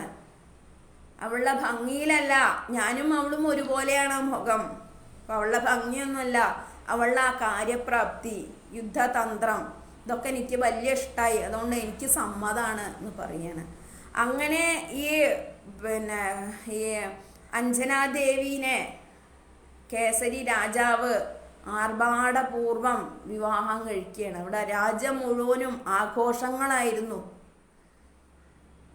എല്ലാ രാജ്യത്തില് മുഴുവനും, രാജ്യത്തെ ജനങ്ങൾ മുഴുവൻ, എന്നാൽ ഈ കേസരി എന്ന് പറഞ്ഞ രാജാവ് പ്രജകളെ വളരെയധികം ഇഷ്ടപ്പെടുന്ന ഒരു വ്യക്തിയാണ്. ഒരു വീട്ടിലെ ഒരു സ്ഥലത്തും അല്ലെങ്കിൽ ആ രാജ്യത്ത് എവിടെയും പട്ടിണിയോ കള്ളത്തരോ അല്ലെങ്കിൽ വയ്യായ ദുരിതങ്ങളോ ഒന്നുമില്ല. അവിടെയൊക്കെ പോയിട്ട് ഈ രാജാവ് എന്താ വേണ്ടതെന്ന് വെച്ചാൽ ചെയ്തു കൊടുക്കും. അത്ര ഇഷ്ടമായിരുന്നു ഈ കേസരി നന്ദൻ രാജാവിന് പ്രജകളെ എന്നാണ് പറയുന്നത്. അപ്പോൾ അങ്ങനെയുള്ള ആ രാജാവിൻ്റെ വിവാഹം ആ ഗ്രാമവാസികളൊക്കെ ഒന്നിച്ച് ആഘോഷിക്കുകയാണ്. അങ്ങനെ അഞ്ജനാദേവീനെ വിവാഹം കഴിച്ചിട്ട് കൊട്ടാരത്തിലേക്ക് കൊണ്ടുവരികയാണ്. പക്ഷേ ഒരുപാട് കാലം ഇവര് ഒന്നിച്ച് കഴിഞ്ഞിട്ടും ഇവർക്ക് കുട്ടികളൊന്നും ഉണ്ടായില്ല. അങ്ങനെ അഞ്ജനാദേവിക്ക് ആകെ വിഷമായി. ഒരു ദിവസം അഞ്ജനാദേവീനെ കാണാനില്ലാണ്ടേ. അങ്ങനെ അഞ്ജനാദേവീനെ കാണാനില്ലാണ്ടെന്ന് മാത്രമല്ല, കേസരിനന്ദന് വളരെ വിഷമായി. ഇവളൊന്ന് പറയാണ്ട് എങ്ങടെ ഇറങ്ങിപ്പോയി എന്നുള്ളത് രാജാവിനും അറിയില്ല. ഈ അപ്സര സ്ത്രീകൾക്ക് എന്തു വേണച്ചാൽ ചെയ്യാലോ, മനുഷ്യന്മാരെ പോലെയല്ലല്ലോ, ആകാശത്തു കൂടെ ഒക്കെ പോവാലോ. എന്നിട്ട് അവള് പോയിട്ട് തപസ് അനുഷ്ഠിക്കുകയാണ്. എത്ര കൊല്ലം? 1 കൊല്ലം 2 കൊല്ലം ഒന്നുമല്ല, 12 കൊല്ലത്തെ കഠിന തപസ്സാണ് ഈ അഞ്ജനാദേവിയുടെ തപസ് എന്ന് പറഞ്ഞാൽ. തനിക്ക് ഒരു പുത്രനെ ലഭിക്കണം എന്ന് പറഞ്ഞിട്ടുള്ള ആ ഒരു ദൃഢനിശ്ചയമാണ്. അങ്ങനെ മഹാദേവന് അങ്ങനെ 12 കൊല്ലത്തോളം തപസ്സനുഷ്ഠിച്ചു. ആ കാലഘട്ടത്തിൽ മുഴുവൻ ഈ കേസരി രാജാവ് തൻ്റെ പത്നിയെ അന്വേഷിച്ച് നടക്കുകയാണ്. അവസാനം ഈ ദേവിക്ക് ആദ്യം വായുപുത്രൻ വായുദേവൻ വന്നിട്ട് ദേവിയുടെ മുന്നിൽ പ്രത്യക്ഷനായിട്ട് പറയാണ്, ദേവിക്ക് മുൻജന്മത്തില് ഭഗവാൻ മഹാദേവൻ മകനായി ജനിക്കും എന്നുള്ള ഒരു വരണ്ട്. അതുകൊണ്ട് ദേവി ഈ തപസ് നിർത്തിയിട്ട് വീട്ടിലേക്ക്, കൊട്ടാരത്തിലേക്ക് തിരിച്ചു പൊക്കോളൂ, ദേവിക്ക് എന്തായാലും ഒരു ഉണ്ണി ഉണ്ടാവും എന്ന് പറയണം. അപ്പോൾ ഞാൻ പറഞ്ഞ പോലെ അഞ്ജനാദേവി ഭയങ്കര കണിശക്കാരിയാണ്. താനൊരു കാര്യം വിചാരിച്ചു കഴിഞ്ഞാൽ അത് നടത്തും എന്നുള്ള ഒരു അങ്ങനെ ഒരു സ്ത്രീയാണ് അഞ്ജനാദേവി. അഞ്ജനാദേവി പറയാണ്, എനിക്ക് മഹാദേവന് ദർശനമാണ് ഞാൻ ഉദ്ദേശിച്ചത്, അല്ലാണ്ട് പവനദേവന്റെ ദർശനത്തിനല്ല. പവനദേവനെ എനിക്കിഷ്ടമാണ്, ദർശനം തന്നതിലും സന്തോഷമുണ്ട്. പക്ഷെ എനിക്ക് ആ മഹാദേവനെ തന്നെ എനിക്ക് കണ്ടേ പറ്റൂ. എനിക്ക് അദ്ദേഹത്തിനെ പ്രത്യക്ഷ രൂപത്തിൽ കണ്ടാലേ ഞാൻ ഈ തപസ് നിർത്തുള്ളൂ. അപ്പോഴത്തേക്കും അവളുടെ ശരീരം മുഴുവൻ അഗ്നി പോലെ ജ്വലിക്കാൻ തുടങ്ങി എന്നാ പറഞ്ഞു. തപശക്തി, തപസ് അത്രയും മൂർധന്യത്തിൽ എത്തിയിട്ട്. എന്നിട്ട് ഒരു നിവൃത്തിയും ഇല്ലാണ്ട് അവസാനം സാക്ഷാൽ ഭഗവാൻ കൈലാസനാഥൻ അവളുടെ മുന്നിൽ പ്രത്യക്ഷനാവുകയാണ്. അപ്പൊ ഭഗവാൻ പറയാണ്, നീ എന്തിനാ ഇങ്ങനെ വാശി പിടിക്കണത്? നീ ഇത്ര ആഗ്രഹിച്ചു വെച്ചാൽ എന്തായാലും ഞാൻ വരില്ലേ, പിന്നെ നീ എന്തിനാ അങ്ങനെ വാശി പിടിക്കണേ? നിനക്ക് എന്താണ് ആഗ്രഹം എന്ന് ചോദിക്കുകയാണ് അവളോട്. അങ്ങനെ ചോദിക്കുമ്പോൾ അവള് പറയാണ്, ഞങ്ങൾക്കൊരു ഉണ്ണീനെ വേണം, ഭഗവാന്റെ കടാക്ഷം കൊണ്ട് ഒരു ഉണ്ണീനെ വേണം. ഞങ്ങൾ ഒരുപാട് കാലമായിട്ട് ഉണ്ണികളില്ലാണ്ട് വിഷമിച്ചിരിക്കുകയാണ്, അതുകൊണ്ട് എനിക്കൊരു ഉണ്ണീനെ വേണം എന്ന് പറയാണ്. അപ്പോൾ ഭഗവാൻ പറയാണ്, നിനക്ക് എൻ്റെ അംശാവതാരത്തിൽ ഒരു ഉണ്ണി പിറക്കും. നിനക്കതിന് യോഗമുണ്ട്. നിനക്ക് മുൻജന്മങ്ങളിൽ നീ എന്നെ ഭജിച്ചതിൻ്റെ ഫലമായിട്ട് നിനക്ക് കിട്ടുന്ന ഒരു വരാണത്. അത് ഞാൻ എന്തായാലും നിൻ്റെ മകനായിട്ട് ഞാൻ അധികം താമസം ഇല്ലാണ്ട് തന്നെ ഈ ഭൂമിയിൽ ജനിക്കും. എനിക്ക് ഒരുപാട് കാര്യങ്ങൾ ഈ ഭൂമിയിൽ ചെയ്യാനുണ്ട് നിൻ്റെ മകനായിട്ട്, അതുകൊണ്ട് നീ സന്തോഷമായിട്ട് തിരിച്ചു പോ എന്ന് പറയാണ്. അങ്ങനെ അഞ്ജനാദേവി അവിടെ നിന്ന് ഭഗവാനെ കണ്ട സന്തോഷത്തിൽ കുറേ പൊട്ടിക്കരയാണ്. എന്നിട്ട് അങ്ങനെ ആ ഒരു ഭഗവാന്റെ ദർശനത്തിൽ സന്തോഷവതിയായിട്ട് തിരിച്ച് കൊട്ടാരത്തിലെത്തുകയാണ്. കൊട്ടാരത്തിൽ എത്തിയപ്പോൾ കേസരി രാജാവിനറിയില്ല ഇവള് തപസ്സിന് പോയതാണെന്നൊന്നും. അപ്പോൾ രാജാവ് അപ്പത്തെ ദേഷ്യത്തിന് അവളെ ചീത്ത പറഞ്ഞിരിക്കും. അപ്പോൾ അവൾ പറഞ്ഞു, ഞാൻ തപസ്സിലായിരുന്നു, നമുക്ക് മഹാദേവന്റെ അംശാവതാരമായിട്ടുള്ള ഒരു കുട്ടീനെ ഭഗവാൻ നമ്മൾക്ക് ഉണ്ടാവുമെന്ന് പറഞ്ഞു. ഭഗവാന്റെ അവതാരമായിട്ട് അംശാവതാരമായ ഒരു ഉണ്ണിയുടെ അമ്മയാവാനുള്ള ഭാഗ്യം നിനക്ക് ഉണ്ട് എന്ന് ഭഗവാൻ പറഞ്ഞു എന്ന് കേസരി നന്ദനോട് പറയണം. അത് പറഞ്ഞതോടുകൂടി അദ്ദേഹം പറയണം, നിന്നെ ഞാൻ ചീത്ത പറഞ്ഞതിനൊക്കെ നീ ക്ഷമിക്കുക, കാരണം ഇത്രയും കൊല്ലം നീ എവിടെ പോയി എന്നറിയാതെ ഞാൻ അത്രയും വിഷമത്തിലാണ് ജീവിച്ചത്, അതുകൊണ്ടാണ് ഞാൻ ഇങ്ങനെ പറഞ്ഞത് എന്ന് പറയണം. അങ്ങനെ പോയപ്പോൾ കുറച്ച് കാലം കഴിഞ്ഞപ്പോൾ വീണ്ടും അധികം താമസമില്ലാണ്ട് അഞ്ജനാദേവി ഗർഭം ധരിക്കുകയാണ്. അഞ്ജനാദേവി ഗർഭം ധരിച്ചപ്പോൾ അഞ്ജനാദേവിയുടെ ഗർഭത്തിൽ സാക്ഷാൽ ഭഗവാന്റെ ചൈതന്യാണ് എന്നൊക്കെ അറിയണ ഒരു വ്യക്തിയുണ്ട്, ബാലി. നമുക്കറിയാം രാമായണത്തിൽ ബാലി സുഗ്രീവൻ യുദ്ധം. ബാലിനെ സംബന്ധിച്ചിടത്തോളം ബാലി ആരായിട്ട് യുദ്ധം ചെയ്യണോ അവരുടെ ഇരട്ട ശക്തി ബാലിക്ക് കിട്ടും എന്നാണ് പറയണത്. അവരുടെ ആ ശക്തിയും കൂടി ബാലിക്ക് കിട്ടും. അങ്ങനെയാണ് സ്വതവേ തന്നെ നമ്മൾ ഈ കഥയിൽ മനസ്സിലാക്കേണ്ടത്, ബാലി ചെറുപ്പം മുതലേ ഒരു കള്ളത്തരം അല്ലെങ്കിൽ അങ്ങനെയുള്ള ഒരു വ്യക്തിയാണ്, കുറച്ച് ചതിയുള്ള വ്യക്തിയാണെന്നാണ് നമുക്കിതിൽ മനസ്സിലാക്കേണ്ടത്. അപ്പം ഈ ബാലി അഞ്ജനാദേവി ഗർഭം ധരിച്ചു എന്ന് അറിഞ്ഞപ്പോൾ തന്നെ ഈ ബാലിക്ക് ഈ ഗർഭത്തിലിരിക്കുന്നത് ആഞ്ജനേയസ്വാമി ആവും എന്നുള്ളത് അറിയാമായിരുന്നത് കൊണ്ട് ചില ധ്യാനം കൊണ്ടായിരിക്കും അറിയുന്നത്. അതുകൊണ്ട് തന്നെ അദ്ദേഹം ഈ ഗർഭത്തിലിരിക്കുന്ന അഞ്ജനാദേവിയുടെ പുത്രനെ ശിവാംശത്തെ ഇല്ലാണ്ടാക്കാൻ വേണ്ടിയിട്ട് ആദ്യം അദ്ദേഹം ഈ പ്രസാദത്തിൽ ഒരു വിഷം ചേർത്തിട്ട് കൊടുക്കുകയാണ് അഞ്ജനാദേവിക്ക്. പക്ഷെ അഞ്ജനാദേവി അത് അറിയണില്ല. അഞ്ജനാദേവി അത് കഴിക്കുകയാണ്. കഴിച്ചപ്പോൾ ഉള്ളിൽ കിടക്കണ ഭഗവാന്റെ അംശല്ലേ, ഒരിക്കലും മരണമില്ലല്ലോ ഭഗവാന്. അപ്പോൾ ശിവഭഗവാനെ സംബന്ധിച്ചിടത്തോളം ഭഗവാൻ എങ്ങനെയാ ജനിച്ചത് എന്നുള്ളത് ആർക്കും കണ്ടെത്താൻ കഴിഞ്ഞിട്ടില്ല. ബ്രഹ്മദേവനും മഹാവിഷ്ണുവും കൂടി ശിവഭഗവാന്റെ ജനനം അല്ലെങ്കിൽ ആവിർഭാവം എങ്ങനെയാ എന്ന് നോക്കാൻ പോയിട്ട് ഒരാള്, അതായത് ഹംസമായിട്ട് ബ്രഹ്മാവ് ആകാശത്തേക്ക് ഒരു ലിംഗരൂപത്തിലുള്ള ഒരു വെളിച്ചം കണ്ടു എന്നാണ് പറയണത്. അതാണ് ശിവഭഗവാന്റെ ആവിർഭാവമാണ് പലതിലും അത് പറയണത്. അപ്പോൾ ഒരു ശിവഭഗവാന് എങ്ങനെയാണ് ശിവഭഗവാൻ ഉണ്ടായത് എന്നുള്ളത് നമ്മൾ പല കഥകൾ ഇങ്ങനെ കേൾക്കുമ്പോഴും അതിൽ ശിവൻ ബാലരൂപത്തിലാവണത് പാർവതി ദേവിയുടെ അടുത്ത് മാത്രമാണ്. പക്ഷെ ശിവൻ ശരിക്കും എങ്ങനെയാ ശിവഭഗവാന്റെ ജനനം എന്നുള്ളത് നമുക്കൊന്നും അറിയില്ല. അപ്പോൾ ഇവര് രണ്ടാളും മഹാവിഷ്ണു ബ്രഹ്മദേവനും കൂടിയിട്ട് ഒരു തർക്കം ഉണ്ടായി എന്നാ പറയുന്നത് ശിവഭഗവാന്റെ ആ ഒരു ആവിർഭാവത്തെ കുറിച്ചിട്ട്. അപ്പോൾ ഒരു ലിംഗരൂപത്തിലുള്ള ഒരു വെളിച്ചം അതിങ്ങനെ മുകളിലേക്കും കുറേ പോകുന്നുണ്ട്, താഴ്ത്തിക്കും പോകുന്നുണ്ട്. അതിൻ്റെ അവസാനം രണ്ടാക്കും കാണാൻ കഴിഞ്ഞില്ല. ഹംസമായിട്ട് ബ്രഹ്മദേവൻ ആകാശത്തേക്കും പിന്നെ വരാഹമായിട്ട് മഹാവിഷ്ണു താഴത്തേക്ക് പാതാളത്തേക്കും ഒരുപാട് അന്വേഷിച്ചിറങ്ങിയിട്ടും ഈ ഭഗവാന്റെ എവിടെയാണ് തുടക്കം എന്നോ എവിടെയാണ് അവസാനം എന്നോ അറിഞ്ഞില്ല എന്നാണ് പറയുന്നത്. അപ്പോൾ ശിവഭഗവാൻ എന്താ എന്നുള്ളത് നമുക്കാർക്കും പറയാൻ പറ്റില്ല എന്നാണ് പറഞ്ഞത്. അപ്പോൾ അങ്ങനെ ഇപ്പോൾ ഈ അഞ്ജനാദേവിയുടെ ഗർഭത്തിൽ ഭഗവാന്റെ അംശമാണെന്ന് നമുക്ക് മനസ്സിലായി. അപ്പോൾ ഈ ബാലിക്ക് എന്നും ഹനുമാനോട് ദേഷ്യമാണ്. കാരണം ബാലിനേക്കാളും എത്രയോ ശക്തിയുള്ള ആളാണ് ഹനുമാൻ എന്നറിയാം. അപ്പം ആദ്യമേ ബാലി ഹനുമാനെ ഗർഭാവസ്ഥയിൽ കൊല്ലാൻ ശ്രമിക്കുന്നുണ്ട്. അതിനു മുന്നേ നമ്മൾ പറയും ഭഗവാൻ എങ്ങനെയാണ് ഈ അഞ്ജനാദേവിയുടെ ഗർഭത്തിലേക്ക് വന്നതെന്നും കൂടി ഒന്ന് പറയാം ഞാൻ.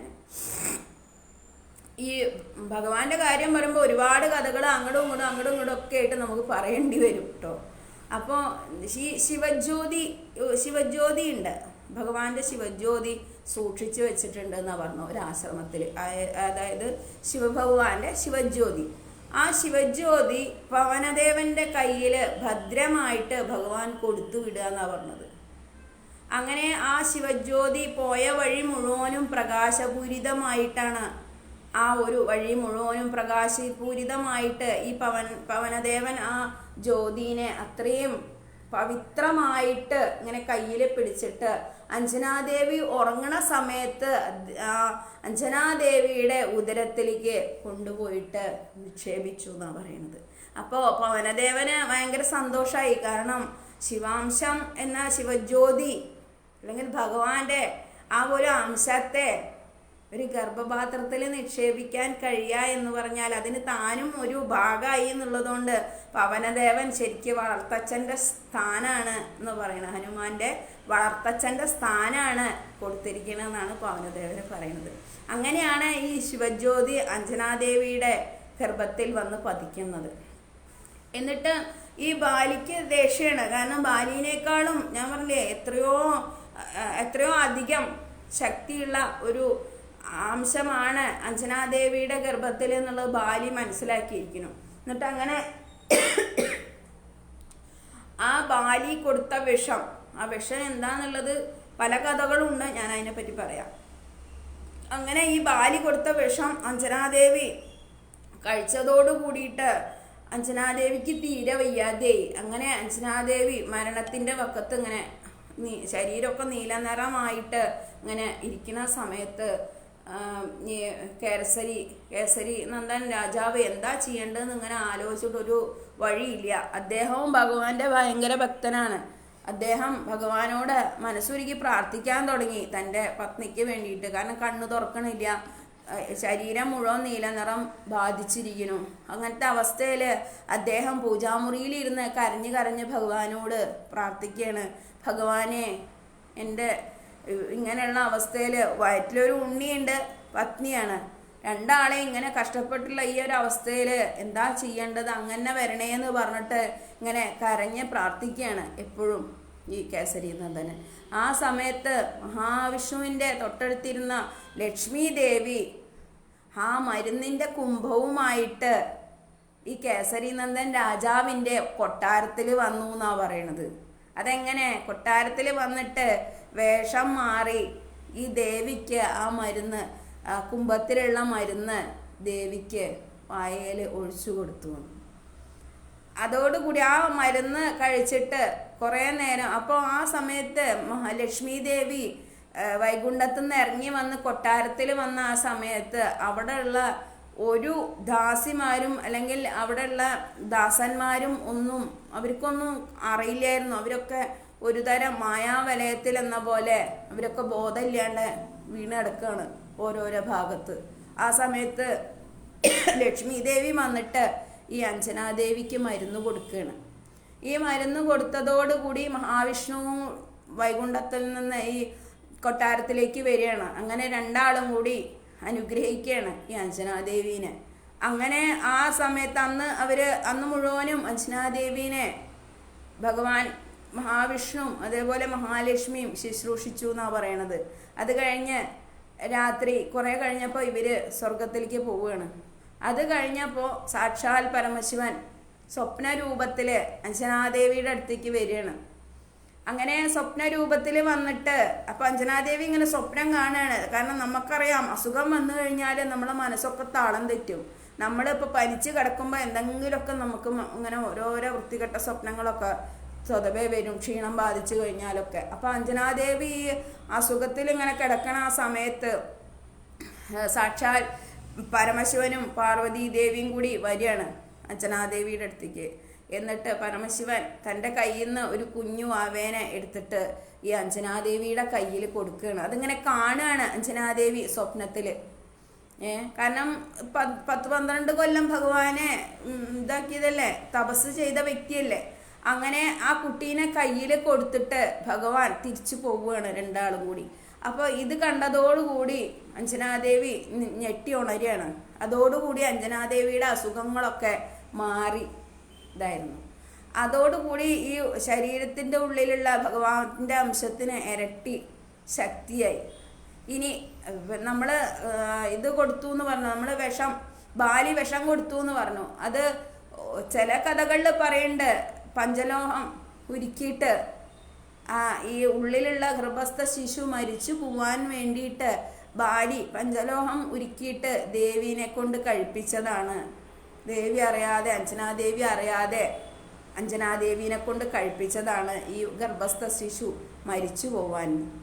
പക്ഷെ ആ ഒരു പഞ്ചലോഹത്തിൻ്റെ ആ ഒരു ഉരുക്കിയത് ഭഗവാന്റെ ശരീരത്തിൽ ഇരുമ്പ് സഹജമായിട്ടുള്ള ഒരു ശരീരം അല്ലെങ്കിൽ കവചം ഹനുമാൻ സ്വാമിക്ക് കിട്ടിയത് അതുകൊണ്ടാണെന്നാണ് പറയുന്നത്. അതുകൊണ്ടാണ് വജ്രംഗബലി എന്ന് പറയുന്നു പേര് വന്നത്.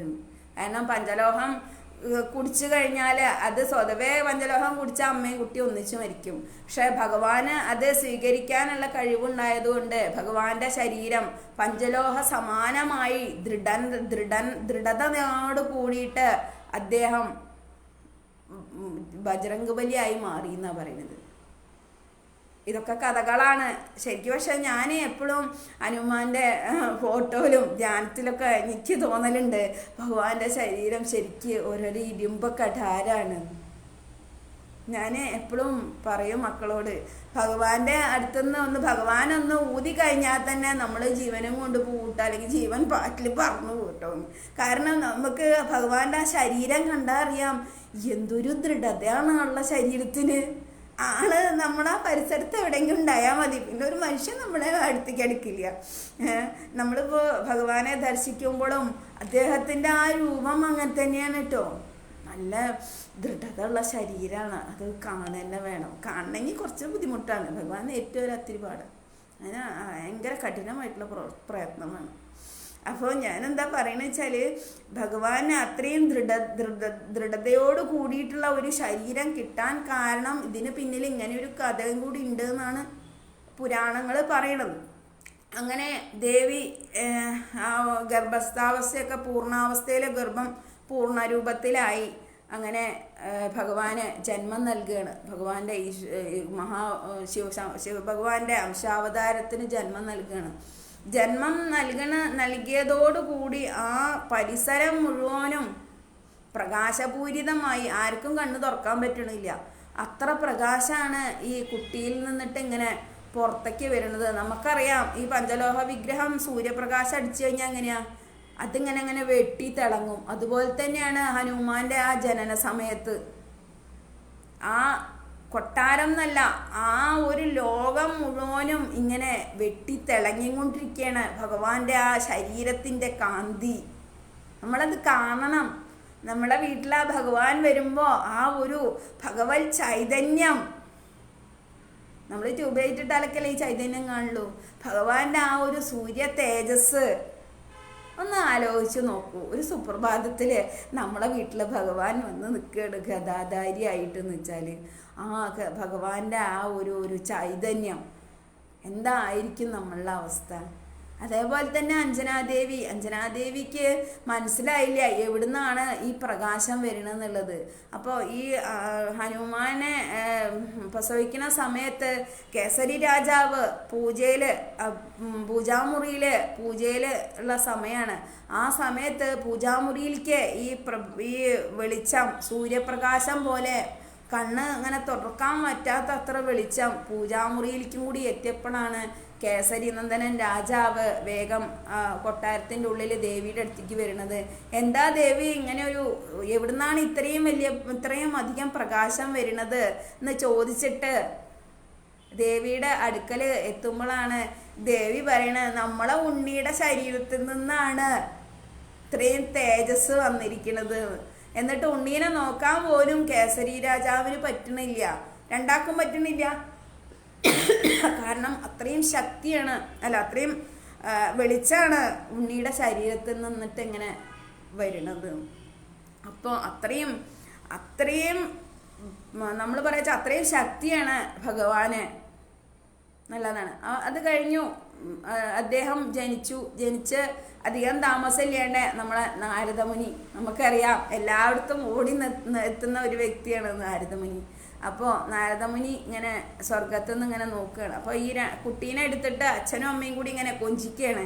കാരണം കുറേ കാലമായിട്ടുണ്ടായ കുട്ടിയല്ലേ, എത്ര കണ്ടാലും നമ്മൾ പറയേ എത്ര കണ്ടാലും കൊതി തീരില്ലെന്ന് പറഞ്ഞിട്ട് പാട്ടില്ലേ, അതുപോലെ തന്നെ ഭഗവാനെ എത്ര കണ്ടാലും നമുക്ക് നമ്മളെ ഉണ്ണികളെ കണ്ടാൽ മതിയാവുമോ? അപ്പോൾ അച്ഛനും അമ്മയും കൈ മാറി എടുത്തിട്ട് എന്തൊരു ഭംഗിയാ എൻ്റെ ഉണ്ണീനെ എന്ന് പറഞ്ഞിട്ട് ഉമ്മ വയ്ക്കണ്ടേ കെട്ടിപ്പിടിക്കണ്ടേ, അങ്ങനെ രണ്ടാളും കൂടി ചർച്ച ചെയ്യണം. അങ്ങനെ ഇരിക്കുന്ന സമയത്ത് അഞ്ജനാദേവി പറയാണ് കേസരി എന്ന് പേരിടാം കുട്ടിക്ക് എന്ന് പറയാണ്. അപ്പോൾ രാജാവ് പറയാണ് വേണ്ട ആഞ്ജനേയൻ എന്ന് പേരിടാം. അങ്ങനെ രണ്ടാളും കൂടി അങ്ങോട്ടും ഇങ്ങോട്ടും പറഞ്ഞ് രണ്ടാളും കൂടി പൂര അടിയാ കുട്ടിയുടെ പേരിനെ സംബന്ധിച്ചിട്ട്. ഒരാൾ പറയണ അമ്മയുടെ പേരിടാം, അടുത്ത ആൾ പറയണ അച്ഛൻ്റെ പേരിടാം. അങ്ങനെ രണ്ടാളും കൂടി നല്ല അടിയായി കൊട്ടാരത്തിൽ. ആ സമയത്താണ് നമ്മളെ നാരദമുനി ഇതൊക്കെ കണ്ടിട്ട് ഇങ്ങനെ വരുന്നത്. അപ്പോൾ കേസരി രാജാവ് പറയണെന്താ, നീ 12 കൊല്ലം കഠിന തപസ് ചെയ്തിട്ടല്ലേ ഉണ്ണി ഉണ്ടായത്, അതുകൊണ്ട് ആഞ്ജനേയൻ എന്ന് പേരിടാം എന്ന് പറയണ്. അപ്പോൾ അഞ്ജനാദേവി എന്താ പറയണ, കേസരി നന്ദൻ എന്നുള്ള രാജാവല്ലേ അങ്ങയുടെ പേര് മതി. അങ്ങനെ രണ്ടാളും കൂടി അടിയിൽ കലാശിച്ചപ്പോൾ നാരദമുനി വേഗം സ്വർഗത്തുനിന്ന് ഇറങ്ങി വരികയാണ്. എന്നിട്ട് നാരദമുനി പറയണേ എന്തിനാണ് ഇങ്ങനെ രണ്ടാളും കൂടി കുട്ടിയുടെ പേരിടാൻ വേണ്ടിയിട്ട് അടി ഉണ്ടാക്കണത്, രണ്ടാളുടെ പേരും കൂടി ഒന്നിച്ചാണ്ട് ഇട്ടാ പോലെ എന്ന് ചോദിക്കുകയാണ്. അപ്പോൾ രണ്ടാളും മുഖത്തോട് മുഖം നോക്കിയിരുന്നു. എന്നിട്ട് നാരദമുനി പറയണേ കേസരി നന്ദൻ ആഞ്ജനേയൻ, കേസരി നന്ദൻ ആഞ്ജനേയൻ, രണ്ടാളുടെ പേരും കൂടി കണ്ട് ഇട്ടാൽ കഴിഞ്ഞില്ലേ എന്ന് പറഞ്ഞു.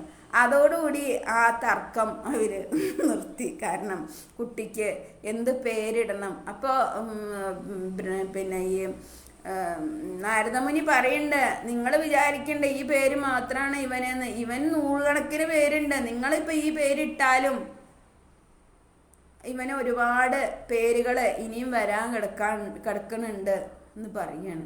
അങ്ങനെ ഭഗവാന്റെ പേരിടൽ ചടങ്ങ് നമ്മളെല്ലാവരും കൂടി നടത്തിയിട്ടോ. ശരിക്കും പറഞ്ഞു വെച്ചാൽ ഭഗവാൻ നമ്മളെ വീട്ടിൽ ഉണ്ണിയായിട്ട് ജനിച്ചു. അത് കഴിഞ്ഞിട്ട് പേരിടൽ ചടങ്ങായിരുന്നു. പേരിടൽ ചടങ്ങ് എല്ലാവരും കൂടി നടത്തി. അങ്ങനെ ഭഗവാന്റെ ജനനവും കഴിഞ്ഞു. നമ്മളെല്ലാവരും ഭഗവാനെ തൊഴുതിരിക്കുന്ന സമയമാണ്.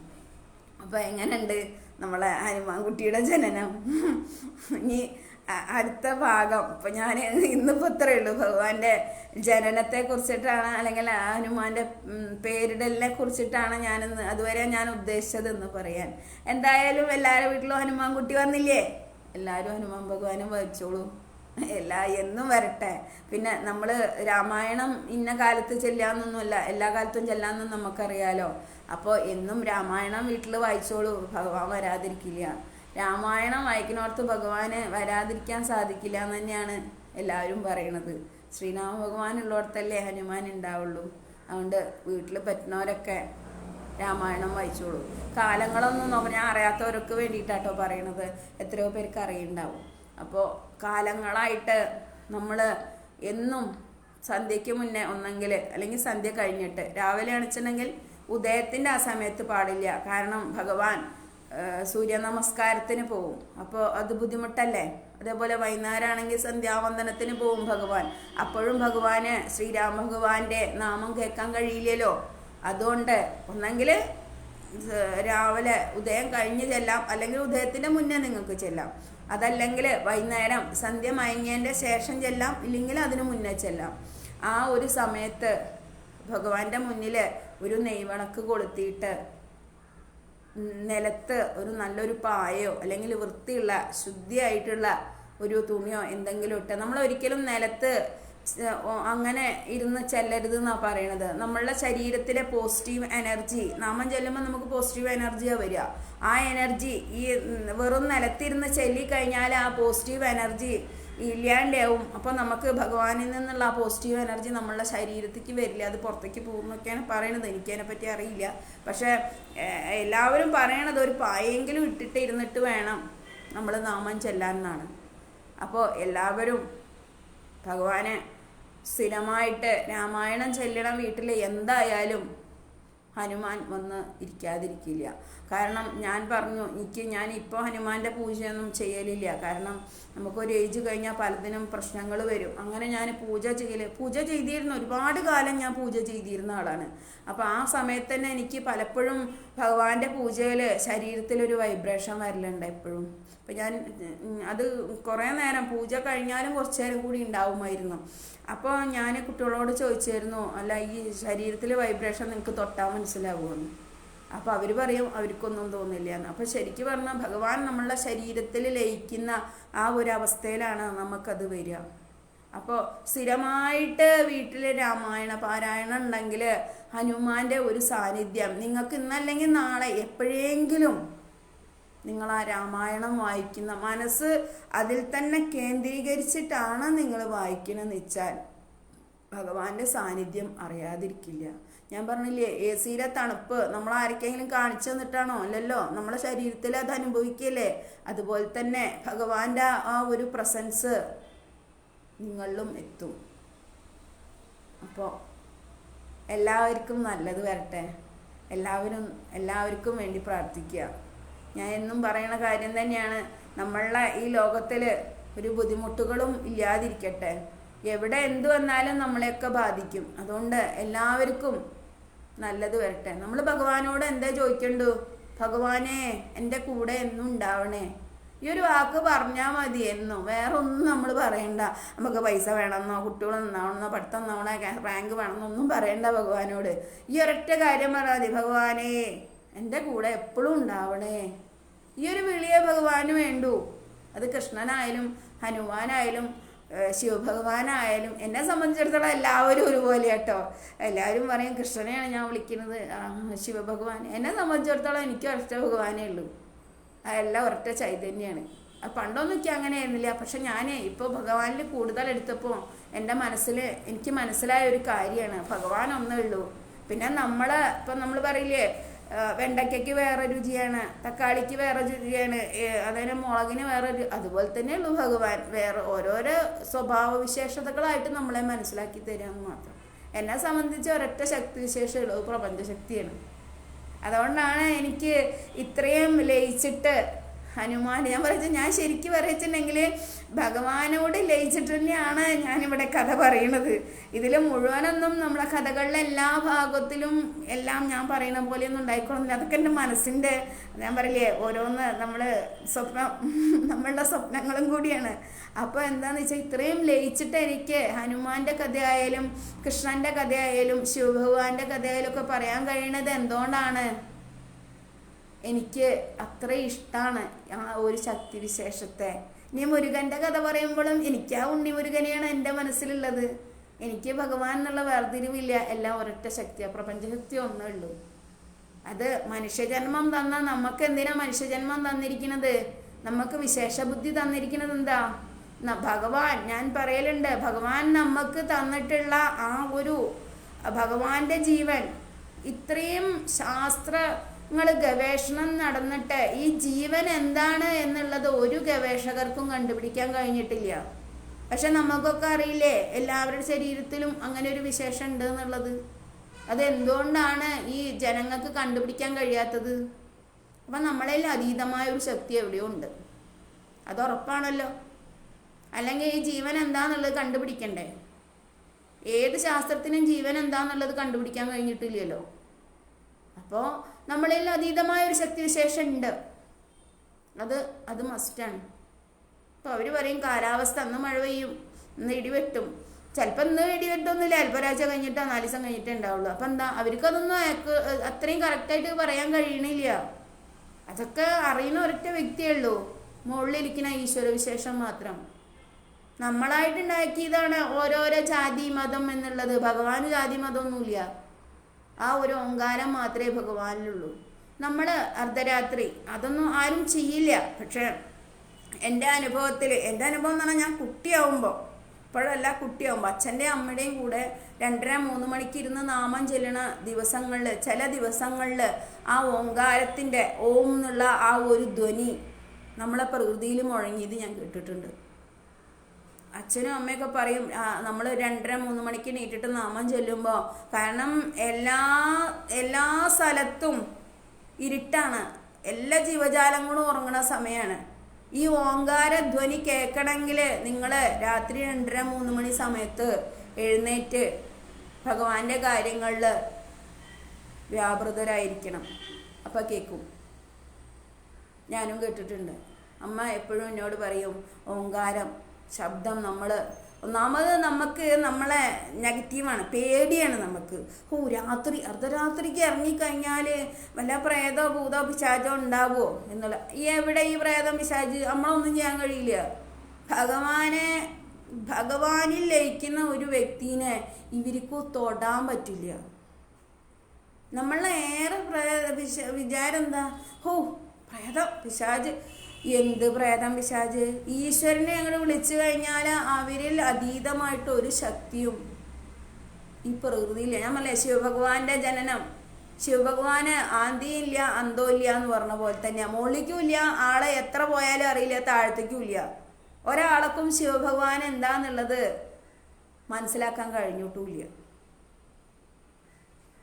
അപ്പോൾ ഞാനെന്താ പറയണെന്ന് വെച്ചാൽ, ഏത് സമയമായാലും ഞാൻ പറഞ്ഞു, ഒന്നെങ്കിൽ നമുക്ക് സദാഭിസ്മരാമി, ഏത് കാര്യം ചെയ്യുമ്പോഴും നമ്മൾ ഒരു പൈസ ഒരാൾക്ക് കൊടുക്കുമ്പോൾ കൃഷ്ണ, നമുക്ക് കൃഷ്ണ എന്ന് വിളിക്കുന്നതിന് ഒരു ജാള്യത ആവശ്യമില്ല. നമ്മളെ സ്വന്തം ആളാണ് ഭഗവാൻ, പിന്നെ എന്തിനാ ജാള്യതയുടെ ആവശ്യം? നമ്മളെ സ്വന്തം ആളെ വിളിക്കുന്നതിന് എന്താ? അപ്പം ഞാൻ ഇപ്പം അടുത്ത ദിവസം ഞാൻ ബസ്സിൽ വീഴാൻ പോയിന്ന്, എങ്ങനെ ഉണ്ടായതെന്ന് എനിക്കും അറിയില്ല. ഞാൻ ആ കൃഷ്ണ എന്ന് വിളിച്ചപ്പോൾ എല്ലാവരും എൻ്റെ മുഖത്തേക്ക് നോക്കി. എന്തുകൊണ്ടാണ് എല്ലാവരും മുഖത്തേക്ക് നോക്കിയത്? അവരുടെ ശരീരത്തിലൊക്കെ ഈ മനസ്സിൻ്റെ ഉള്ളിൻ്റെ ഉള്ളറകളിൽ ഭഗവാനുണ്ട്. അതുകൊണ്ടല്ലേ കൃഷ്ണ എന്ന് വിളിച്ചപ്പോൾ എല്ലാവരും മുഖത്തേക്ക് നോക്കിയത്. അതുകൊണ്ട് തന്നെയാണ് വിളിച്ച് നോക്കിയത്. അപ്പം ഞാൻ പറയച്ച, നമ്മളുടെ ഉള്ളിൻ്റെ ഉള്ളിൽ ഭഗവാന്റെ ചൈതന്യം എല്ലാവരുടെ കയ്യിലുണ്ട്.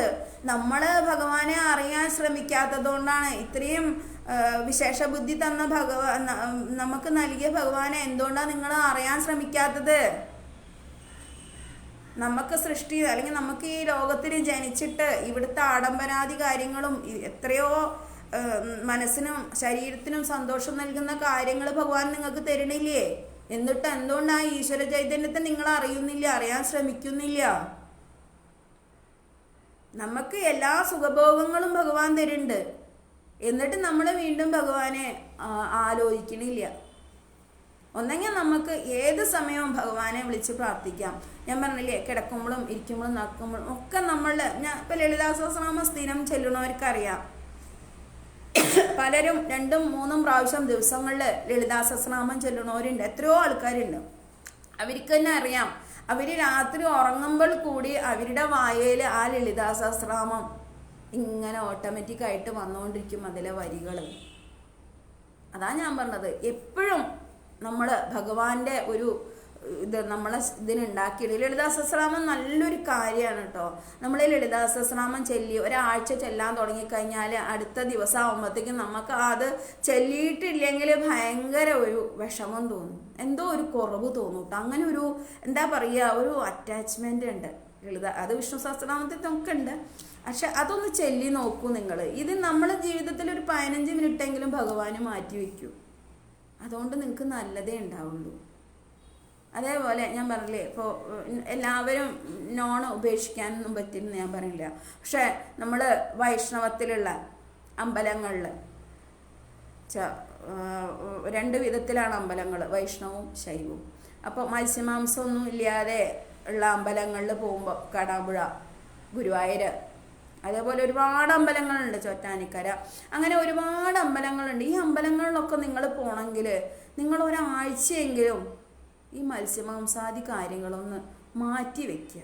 അതിന് നിങ്ങൾ മനസ്സിനോട് പറയുക, ഭഗവാനെ ഞങ്ങൾ കാണാൻ പോകുന്നുണ്ട്, അതുകൊണ്ട് ആ ഒരാഴ്ച വീട് അത്രയും പവിത്രമാക്കി വെക്കുക, എല്ലാം വൃത്തിയാക്കി. നമ്മൾ ശബരിമലക്കാലത്ത് നിങ്ങളെല്ലാവരും ചെയ്യുന്ന കാര്യമല്ലേ, വീട് മുഴുവൻ അടിച്ച് തുടച്ച് ചാണകവെള്ളം തളിച്ചിട്ട് എത്രയോ വീട്ടിൽ ഞാൻ കണ്ടിട്ടുണ്ട്. എത്ര പവിത്രമായിട്ടാണ് അവർ ആ 41 ദിവസം ചെയ്യണത്.